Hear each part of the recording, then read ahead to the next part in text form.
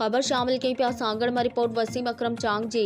सांगड़ जो खुशहाल सॼो वींदड़ इलाइक़ो ओद गुज़िरियल 14 सालनि खां सैलाबी पाणी हेठि अची वियो। ओद जा केतिरा ई ॻोठ पाणी हेठि अची विया।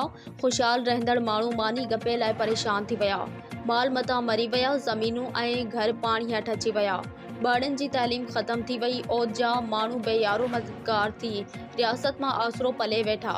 खेनि ओद जा मसला हल कराइण ॾियण लाइ वॾेरो शाहजहां जुनेजो जी कोशिशनि सां ओद बचायो तहरीक ठाही वई। तहरीक जे अॻुवाणनि ऐं मेंबरनि वक़ार हुसैन जट, फ़कीर बचल बरियामाणी, वसीम निज़ामाणी, हाजी नज़र हुसैन निज़ामाणी, मोहम्मद हसन मरी, गुलाम रसूल बहण, जब्बार जुनेजो, सलमा कुरैशी सांगड़ ओद बचायो कमेटी जो अॻुवाण ऐं ॿियनि ॻोठाणनि सां गॾिजी सैलाबी इलाइक़े जो दौरो कयो।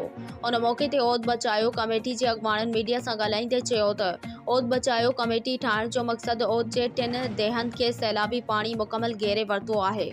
उन जी बचाव ऐं पाणी जी नेकाली लाइ ॻोठाणनि जी हर मुमकिन मदद कई वेंदी ऐं ॻोठाणनि सां गॾिजी हिकु भरपूर पुरअमन तहरीक हलाईंदासीं।